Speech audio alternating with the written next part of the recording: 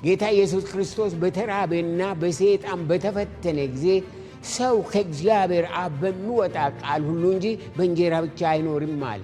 እንጀራ አስፈላጊ ነው፣ ነገር ግን ጊዜያዊ ነው። የእግዚአብሔር ቃል አስፈላጊም ዘላለማዊም ነው።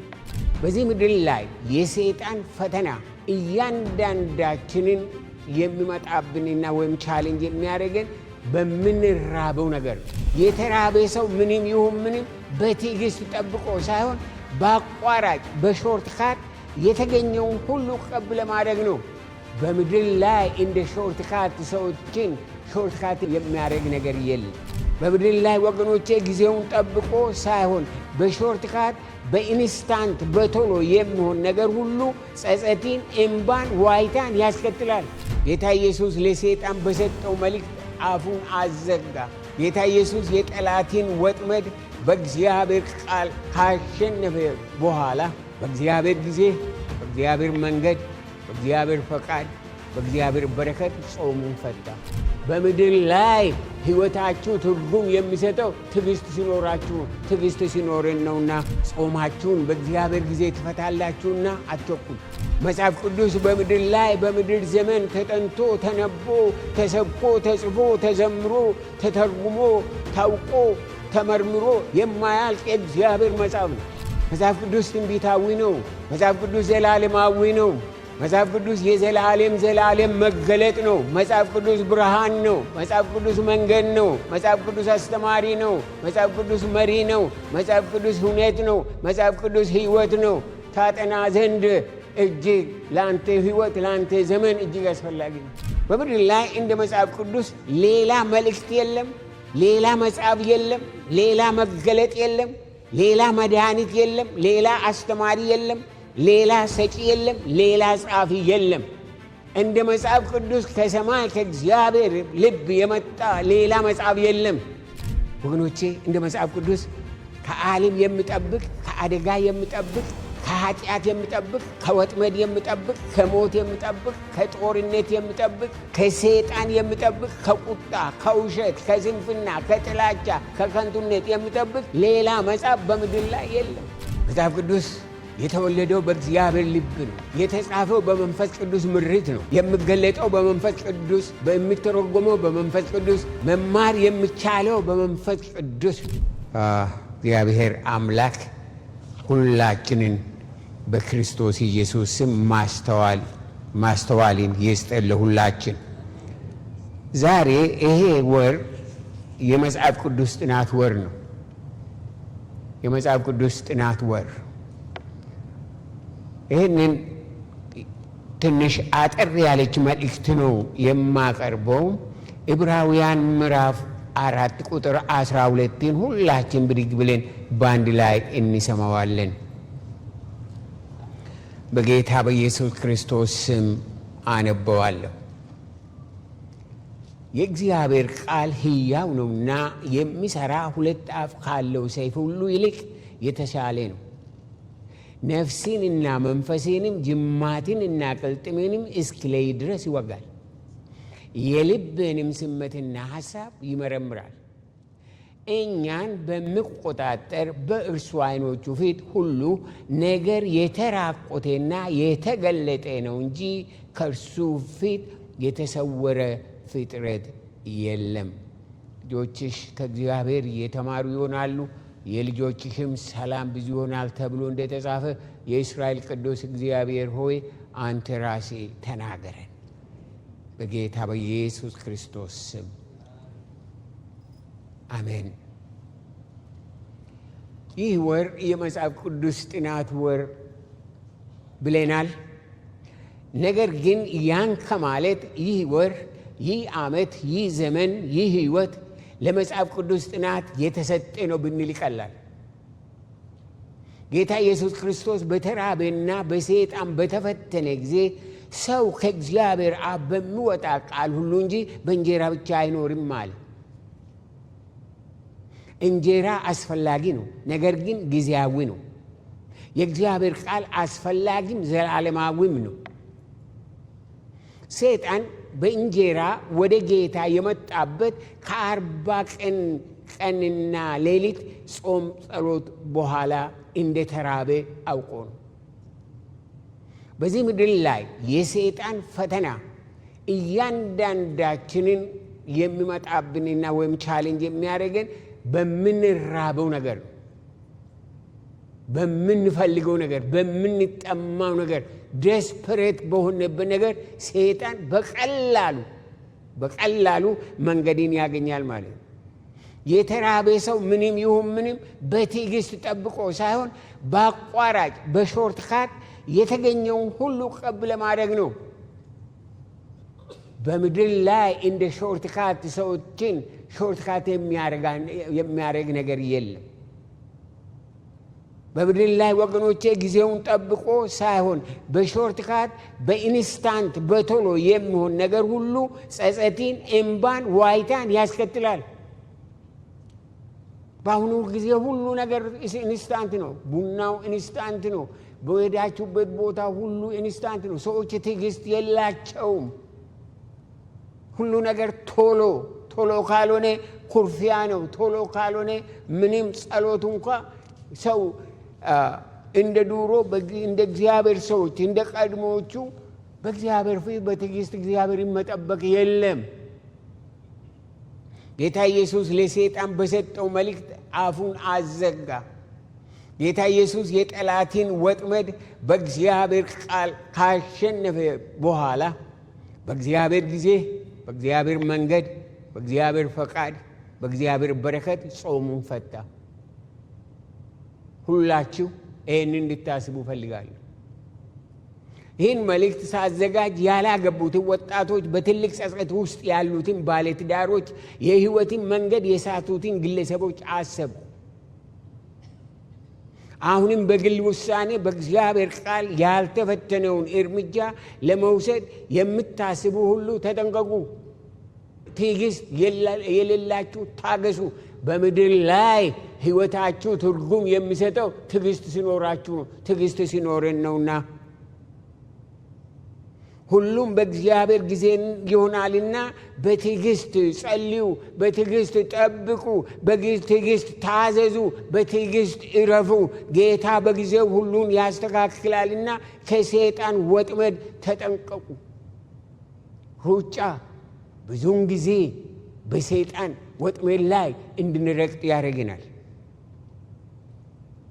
ወገኖቼ ጾማችሁን በእግዚአብሔር ጊዜ ትፈታላችሁና አትቸኩሉ።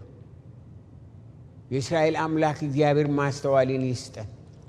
የእግዚአብሔር ልጅ ጌታ ኢየሱስ ክርስቶስ በእግዚአብሔር ቃል ከሰይጣን ወጥመድ ካመለጠ እኛስ በምን ልናመልጥ ነው? ወይስ በሄድንበት በኖርንበት በቀላሉ በሰይጣን ልንጠመን ነው? ወገኖቼ ማምለጫው አንድና አንድ ነው። ማምለጫው የእግዚአብሔር ቃል ነው። ድሉ በእግዚአብሔር ቃል ውስጥ ነው ያለው። የመጽሐፍ ቅዱስ ጥናት ወር መጽሐፍ ቅዱስ በምድር ላይ በምድር ዘመን ተጠንቶ ተነቦ ተሰብኮ ተጽፎ ተዘምሮ ተተርጉሞ ታውቆ ተመርምሮ የማያልቅ የእግዚአብሔር መጽሐፍ ነው። ወር ቀርቶ ዓመት ቀርቶ ዕድሜያችን በሙሉ ብናጠናው የሚያልቅ አይደለም።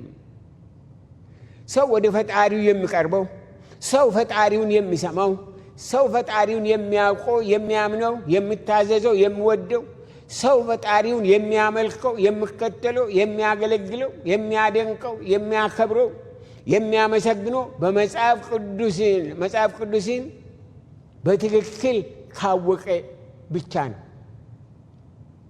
ካወቀ ብቻ ነው። መጽሐፍ ቅዱስ ትንቢታዊ ነው።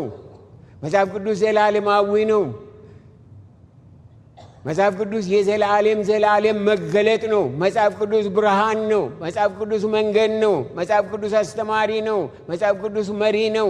መጽሐፍ ቅዱስ እውነት ነው። መጽሐፍ ቅዱስ ሕይወት ነው። ታጠና ዘንድ እጅግ ለአንተ ሕይወት ለአንተ ዘመን እጅግ አስፈላጊ ነው።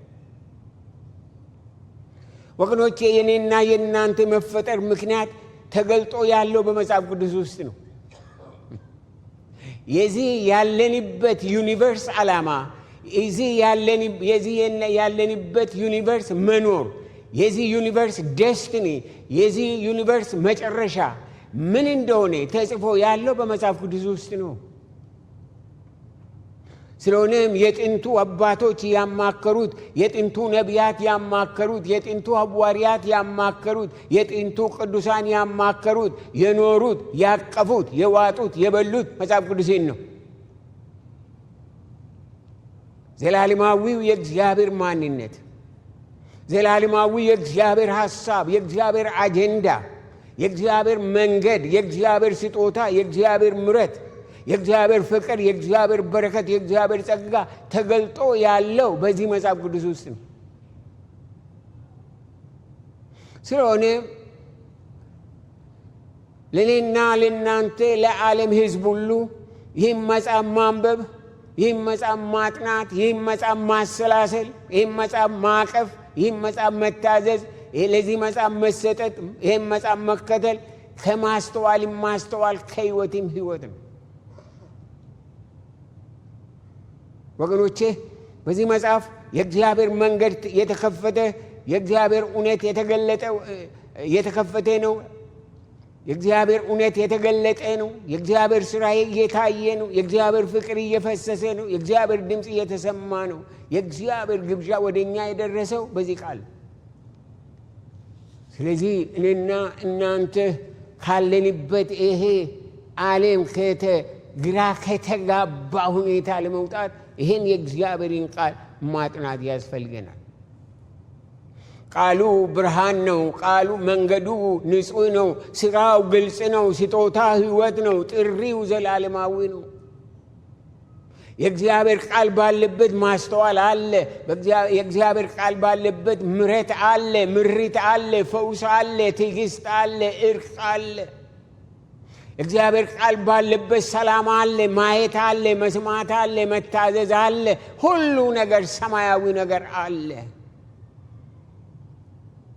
ወገኖቼ የእግዚአብሔር ሰላም እንዲሞላን፣ የእግዚአብሔር ፍቅር እንዲገዛን፣ የእግዚአብሔር ድምፅ እንዲሰማን፣ የእግዚአብሔር ክብር እንዲገለጥልን፣ የእግዚአብሔር እውነት እንዲመራን፣ የእግዚአብሔር ጸጋ እንዲጠብቀን ከፈለግን መንገዱ አንድ ነው። መንገዱ የእግዚአብሔር ቃል ነው። እግዚአብሔርን ቃል ማጥናት አለብን። ይሄ ከመጽሐፍ ቅዱስ ጋር ቁጭ ብሎ መዋል ጊዜ ማጥፋት አይደለም።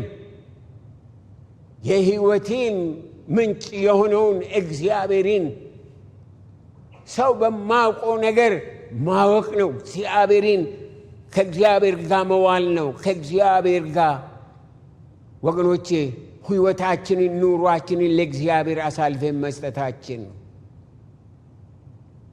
የእግዚአብሔር ሰላም፣ የእግዚአብሔር ፍቅር እንዲገዛን፣ የእግዚአብሔር እውነት እንዲመራን፣ የእግዚአብሔር ጸጋ እንዲጠብቀን ከፈለግን መንገዱ አንድ ነው።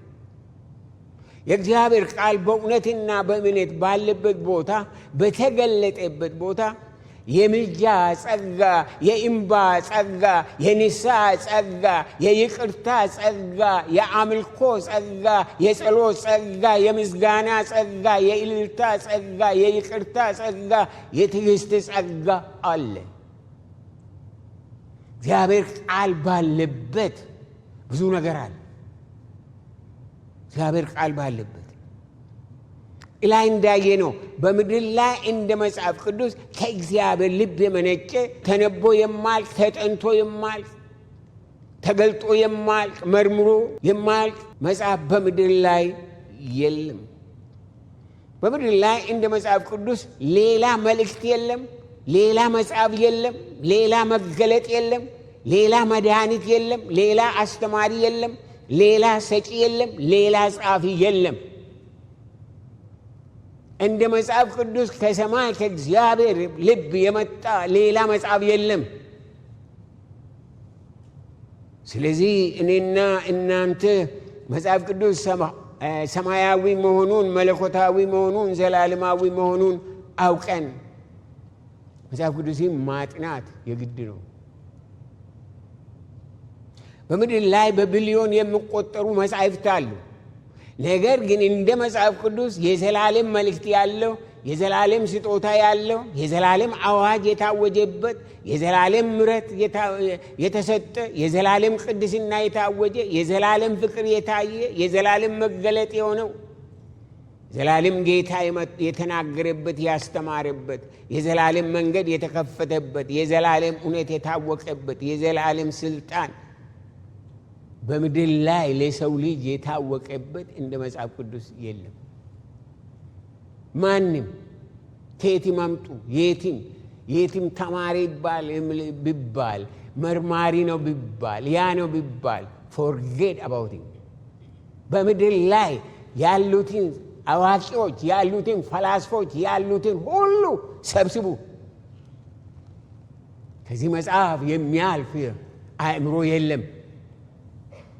ከዚህ መጽሐፍ የሚያልፍ ሰው የለም። ከዚህ መጽሐፍ የሚያልፍ ትምህርት ቤት ታላላቅ የታወቁ በምድር ላይ ያሉ የሉም። ይሄ መጽሐፍ ሁሉን ይገዛል። ሁሉን ይገዛል። የሰውን ሕይወት ይገዛል። የሰውን ዘመን ይገዛል። የሰውን አካሄድ ይገዛል። የሰውን ፖለቲካ ይገዛል። የሰውን ኢኮኖሚ ይገዛል። የሰውን ፍልስፍና አካሄድ፣ አስተያየት፣ አመለካከት ይገዛል። ከዚህ መጽሐፍ ያለፈ የሚያልፍ የለም።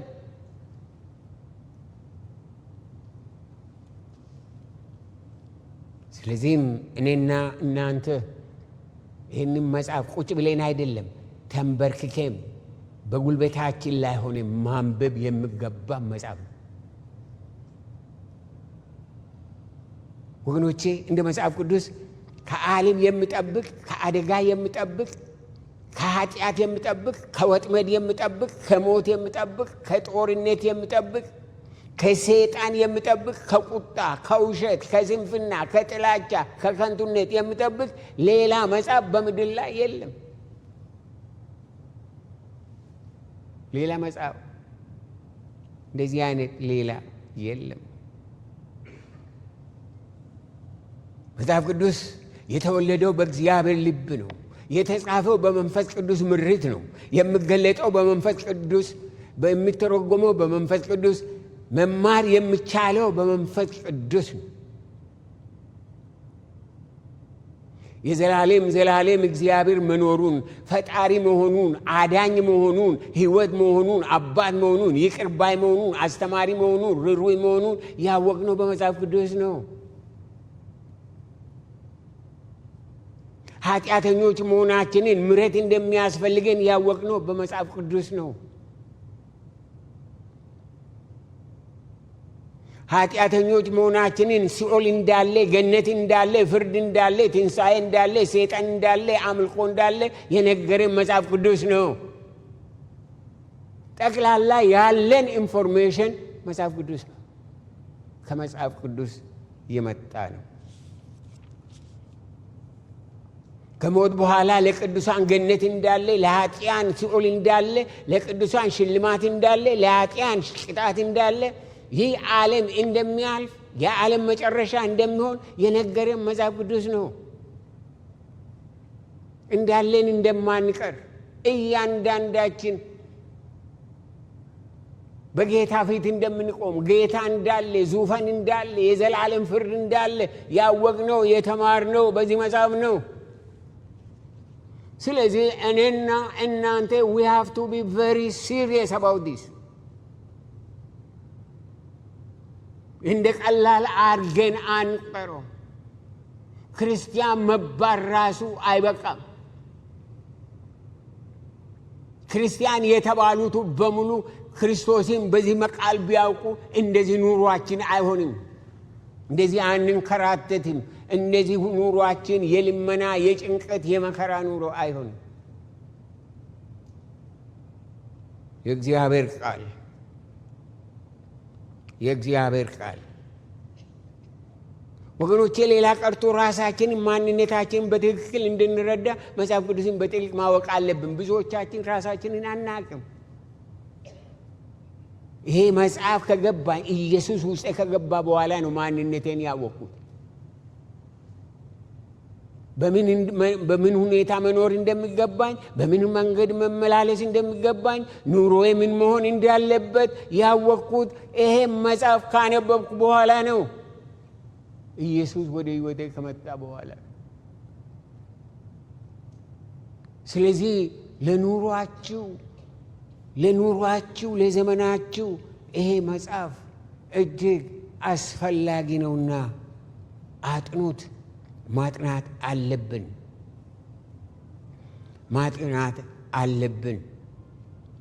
የምናውቀው ሁሉ፣ የምንናገረው ሁሉ፣ የምናምነው ሁሉ፣ የምንመሰክረው ሁሉ፣ የምንሰብከው ሁሉ፣ የምንጸልየው ከመጽሐፍ ቅዱስ የመጣን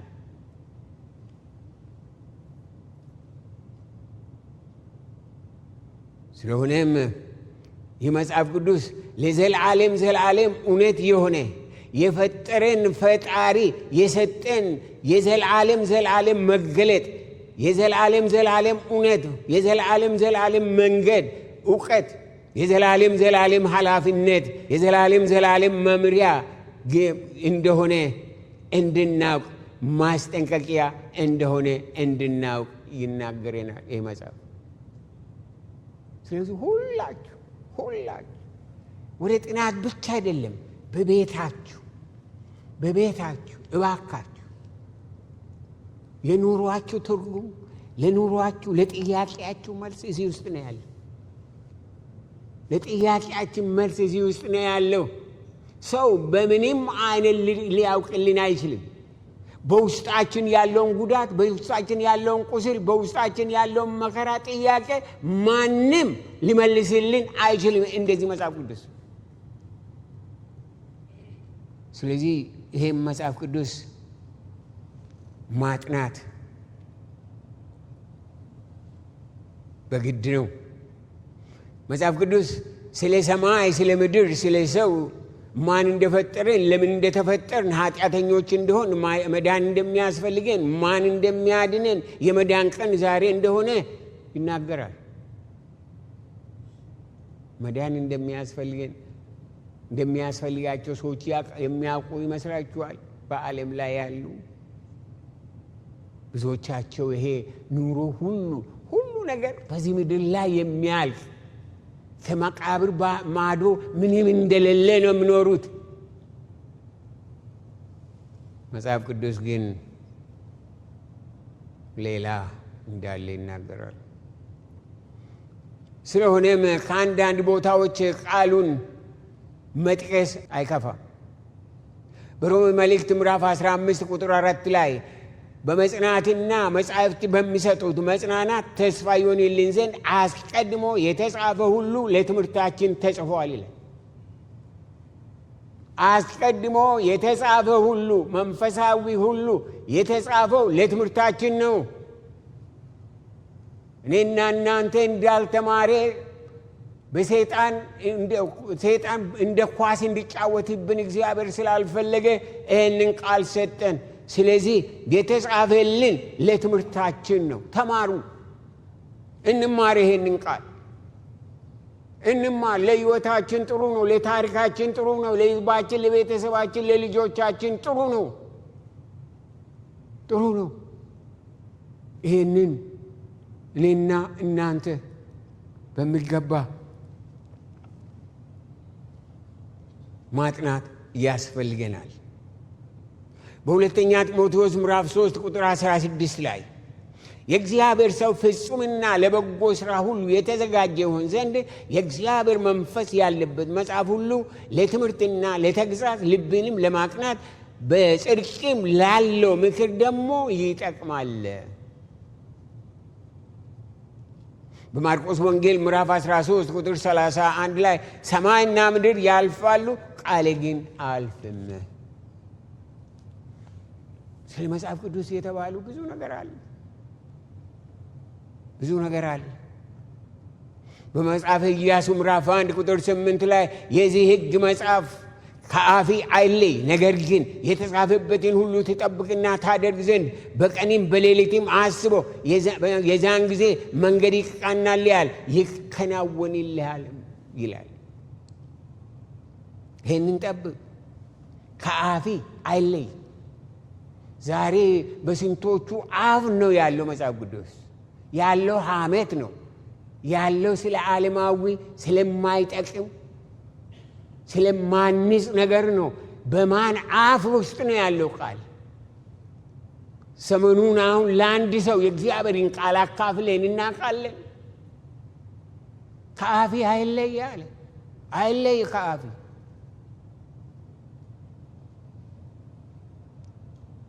ለምንድን ነው እንደዚህ የሚለው?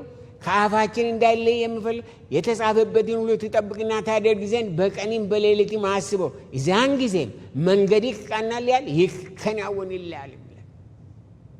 በሕይወታችሁ ዘመን በምንም ኤሪያ መከናወን ከፈለጋችሁ ቃሉ ነው። እግዚአብሔር ያለ ቃሉ ምንም ተስፋ አልሰጠም። በቃሉ ግን የሚያስፈልገውን ሁሉ ሰጠ። አጥና አለ። ሲጠና ከዚህ ውስጥ የሚገለጥ የሚወጣ አለ። እኔና እናንተ ፊደልን ብቻ አንብበን የምናልፈው ጉዳይ አይደለም። ከኋላው መልእክት አለ። ከኋላው ዘላለማዊ ምክር አለ፣ መገለጥ አለ፣ ማስተዋል አለ፣ ትዕግስት አለ፣ ስጦታ አለ። አጥኑ። ይሄንን መጽሐፍ እናጥና። በመዝሙረ ዳዊት ምዕራፍ 119 ቁጥር 105 ላይ ሕግ ቃሊ ማለት ነው ለእግሬ መብራት ለመንገዴ ብርሃን ነው። ለእግሬ መብራት ለመንገዴ ብርሃን ነው። ምን? የእግዚአብሔር ቃል። ምን ማለት ነው? ቀስ በቀስ ሁሉ ነገር እየበራ ይሄዳል። ቀስ በቀስ ሁሉ ነገር ትርጉም እያገኘ ይሄዳል። ዱሮ በጣም ትዝ የሚለኝ በባህል ሀገር በነበርኩ ጊዜ ምንድነው ሌሊት በምንሄድበት ጊዜ ምንድነው የምንይዘው? ባትሪ የሚባል ባትሪ ነው የሚባለው አይደል?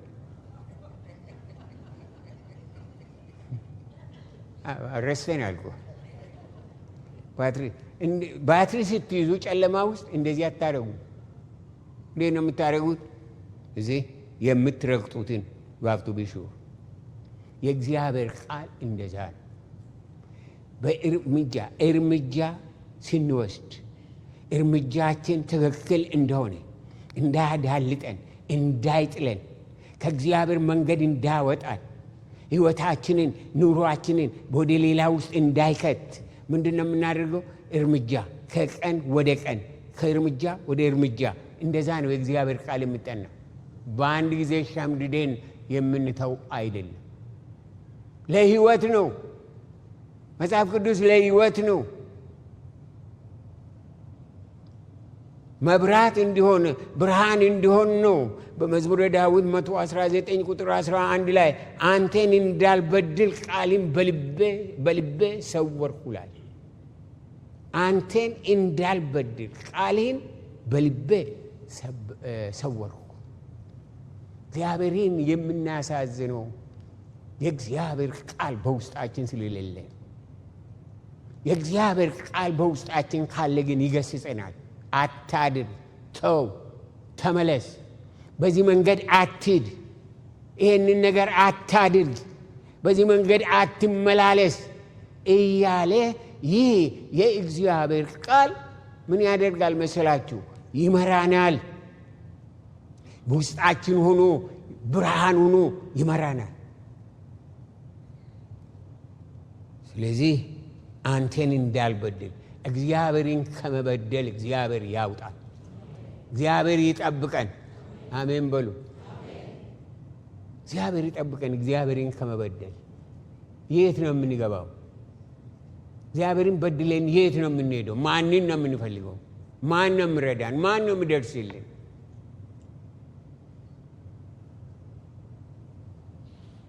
አንተን እንዳልበድል ቃሌን በልቤ ሰወርኩ።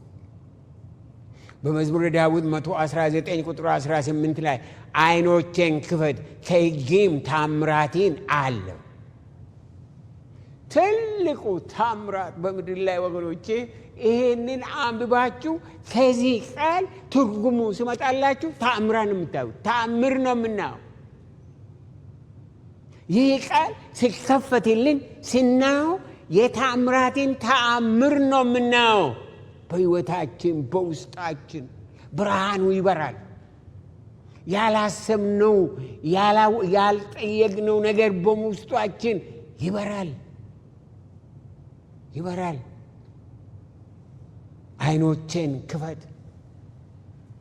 ዓይኖቼን ክፈት ከጌም ታምራቴን አለ።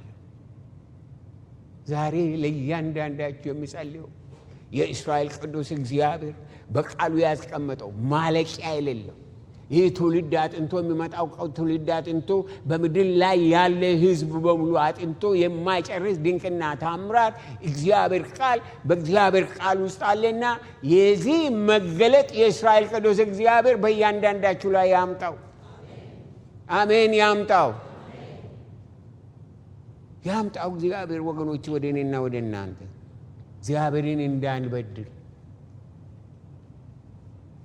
እግዚአብሔርን እንዳንበድል በሁለተኛ ጢሞቴዎስ ምዕራፍ 4 ቁጥር 2 ላይ ቃሉን ስበክ፣ በጊዜውም አለጊዜውም ጽና፣ ፈጽመ እየታገስክና እያስተማር ዝለፍና ገስጽ ምከሪም ይላል። ምክንያቱም እንደ እግዚአብሔር ቃል ሰውን መምከር የሚችል የለም። በምንም አይነት በምድር ላይ የለም። ሳይኮሎጂስቶች በጣም የታወቁ በጣም የሆኑ እንደዚህ እንደ እግዚአብሔር ቃል መምከር አይችሉም። በጣም ይደነቃለሁ።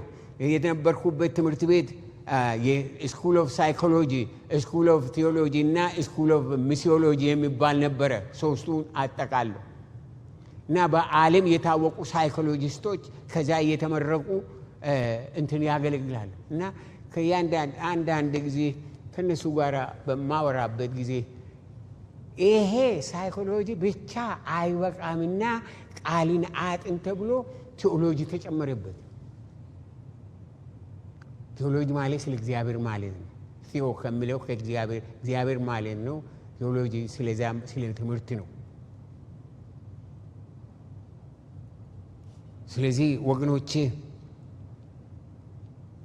የእግዚአብሔር ቃል ቃሉን ስበክ፣ በጊዜውም አለጊዜውም ጽና፣ ፈጽመ እየታገስክና እያስተማር ዝለፍና ገስጽ ምከርም። የእግዚአብሔር ምክር ሰዎች በእግዚአብሔር ካልተመከሩ በምንም አይነት እሺ ብለው ይሄዳሉ እንጂ በምንም አይነት አይመለሱም። አዎ ምክርን ተቀብያለሁ ምናምን ይላሉ። በነጋታው ሌላ ነገር ነው የምትሰሙት። እግዚአብሔር ይምከረን። እግዚአብሔር የቃሉን ምስጢር ይስጠን። በሁለተኛ ጢሞቴዎስ ምዕራፍ 2 ቁጥር 15 ላይ የእውነትን ቃል በቅንነት የምናገር የማያሳፍርም ሰራተኛ ሆነ የተፈተነው ራሴን ለእግዚአብሔር ልታቀርብ ትጉ። ሁላችሁ ራሳችሁ ለሰው አይደለም፣ ራሴን ለእግዚአብሔር ልታቀርብ ትጋ። ራሳችንን ለእግዚአብሔር ነው እንጂ ለሰው አይደለም የምናቀርበው። ለእግዚአብሔር ራሳችሁን አቅርቡ ወገኖቼ። እግዚአብሔር ራሳችሁን ለማቅረብ ትጉ። እንዴት? ቃሉን በማጥናት ክብር ለዘላለም እስከ ዘላለም ለእግዚአብሔር ይሁን። እንደ ቃሉ ሰውን ካለበት ጨለማ፣ ካለበት ዲፕሬሽን፣ ካለበት ጥያቄ፣ ካለበት ውድቀት፣ ካለበት ድንቁርና የሚያወጣው ማንም የለም። መጽሐፍ ቅዱስ የመጽሐፍቶች ሁሉ መጽሐፍ፣ ከሰማይ የመጣ መጽሐፍ፣ እግዚአብሔር የተናገረው መጽሐፍ፣ እግዚአብሔር ዲክቴት ያደረገው መጽሐፍ፣ ከእግዚአብሔር ሌላ ማንም ምስጢሩን የማያውቅ መጽሐፍ፣ እግዚአብሔር መጽሐፍ ለእኔና ለእናንተ ይገባናል እና እናጥና። ሁለተኛ ጢሞቴዎስ ምዕራፍ 2 ቁጥር 15 ላይ የእውነትን ቃል በቅንነት የምናገር የማያሳፍርም ሰራተኛ ሆነ የተፈተነውን ራሴ ለእግዚአብሔር ልታቀርብ ትጋ ይላል። የተፈተነውን ራሴ በምንድን ነው የሚፈተነው? በስንት ፈተና ወድቀናል። በስንት ፈተና ተዋርደናል። በስንት ፈተና ከዚህ የዓለም ነገር በሙሉ አደክሞናል፣ አድቆናል።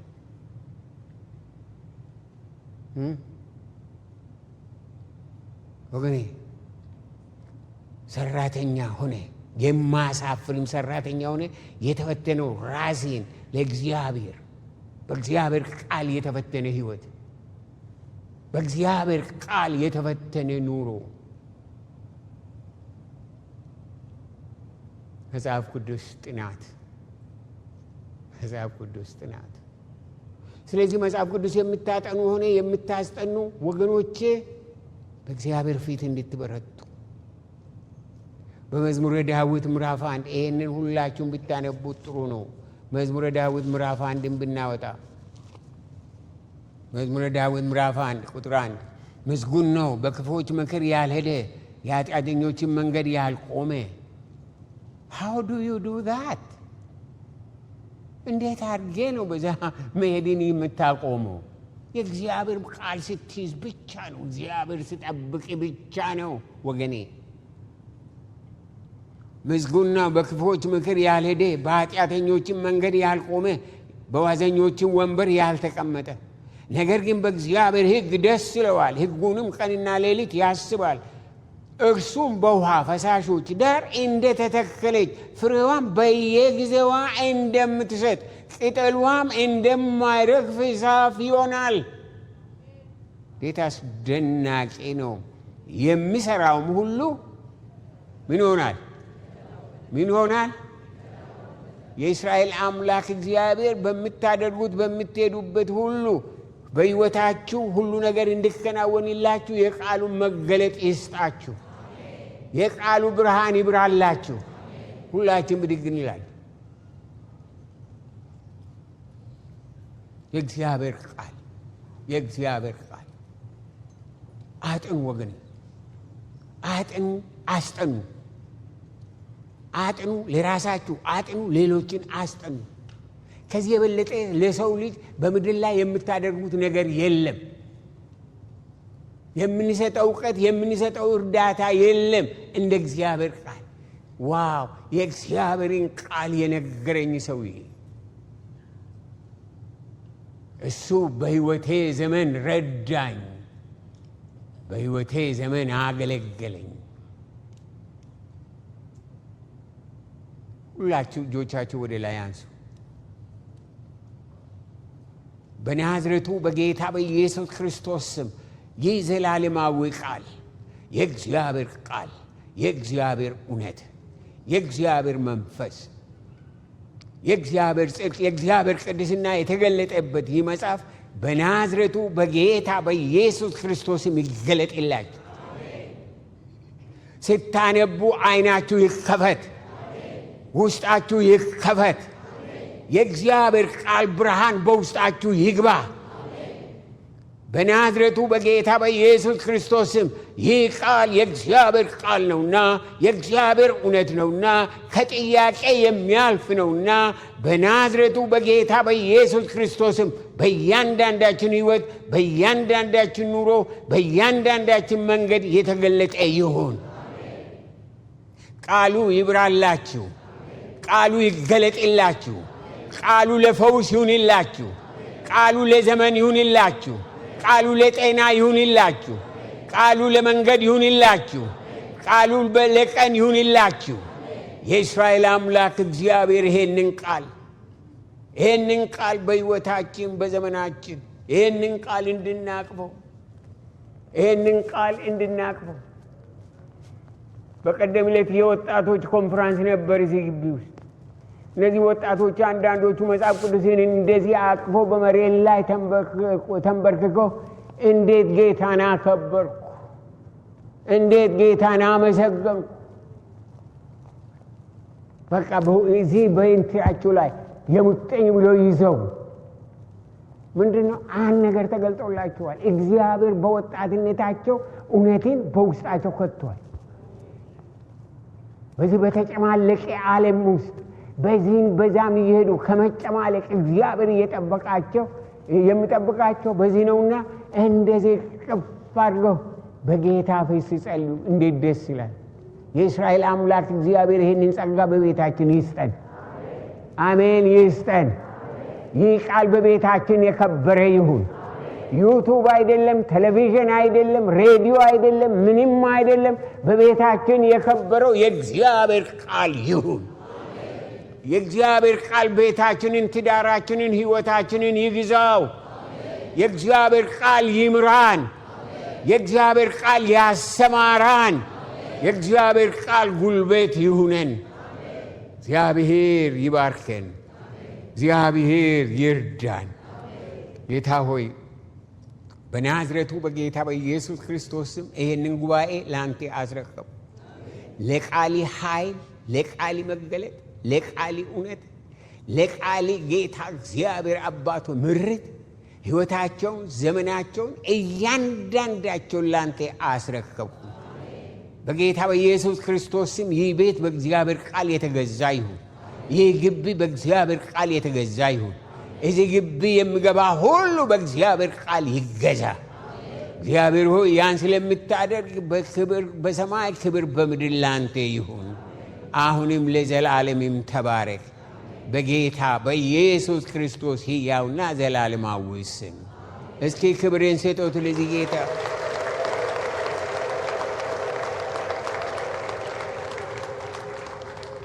እግዚአብሔርን እጅግ አድርገን እናመሰግናለን። የእስራኤል ቅዱስ እግዚአብሔር ሕይወታችሁን፣ ዘመናችሁን፣ ኑሯችሁን ይባርክ። በእግዚአብሔር ስም ተባረኩ። እግዚአብሔር ሰላም፣ ሳምንታችሁ የሰላም፣ ኑሯችሁ የሰላም፣ መውጣታችሁ መግባታችሁ የሰላም ይሁን።